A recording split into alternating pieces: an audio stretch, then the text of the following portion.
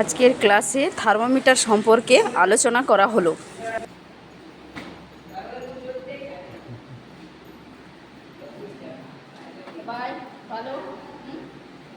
আমি তোমাদের আজকে এই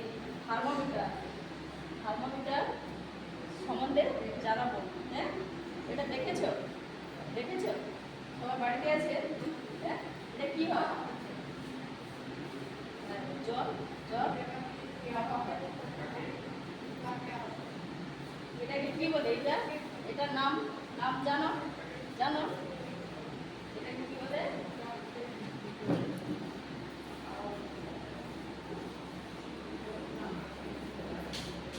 পারদ।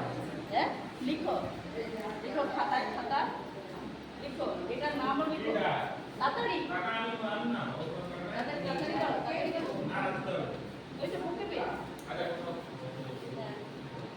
এটার নাম লিখো, এটার নাম লিখো, এটার নাম লিখো, এটার নাম লিখো। এটা কি? এটার নাম কি? এই যে এখানে আছে।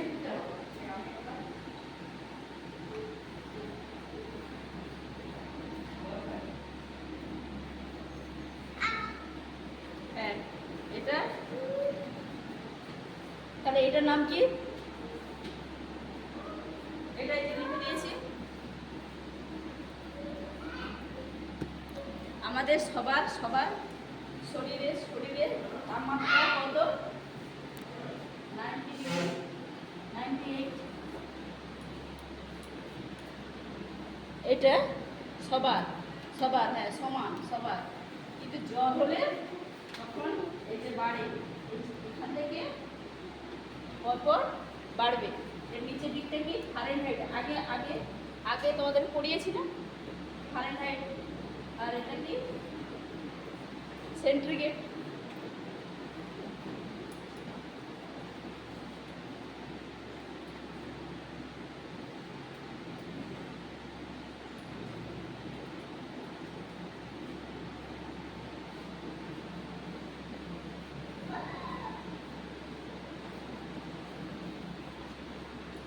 তাহলে সবার শরীর তাপমাত্রা কত?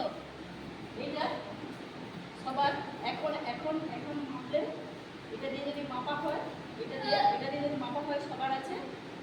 জ্বর যদি অধিক হয় তখন বাড়ে, এই যে এটা থেকে বাড়ে। বুঝতে পেরেছো? এরপরে কি হয়? 100 যদি থাকে, 100 ডিগ্রি, তখন জ্বর। বুঝতে পেরেছো? এটা থাকলে জ্বর না, 90 ডিগ্রি থাকলে জ্বর নয়, 100 থাকলে তখন জ্বর আসছে। এটা কি আছে? হলুদ। এটা এখন হলুদ, এই দাগটা এখন হলুদ। কিন্তু জ্বর হলে কি হয়?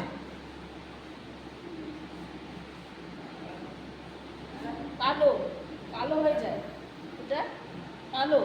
এটা এখন জ্বর নাই, এটা হলুদ। এই যে বুঝতে পেরেছ? আর জ্বর যখন মাপা হবে তখন হচ্ছে কালো।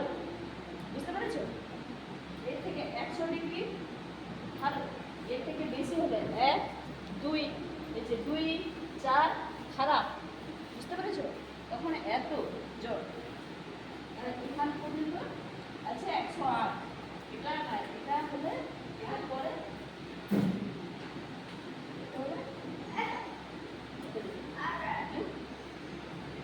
দিয়ে দেখো এটা কালো হয় নাকি, তোমার দিয়ে দেখো।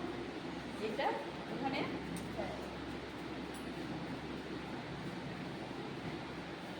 বুঝতে পেরেছো? তুমি বুঝতে পেরেছো? হ্যাঁ, বুঝতে পেরেছো? এই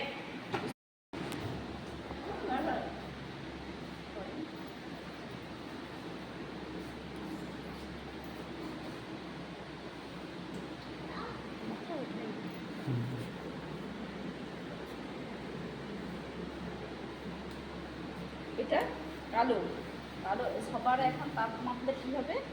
এটা সবার শরীরে আছে, এর থেকে বেশি যখন 100-এর পরে আসবে তখন জ্বর। বুঝতে পেরেছ? বাড়িতে তাহলে এটা দিয়ে দেখতে পারবে, যা দেখতে পারবে সবাই।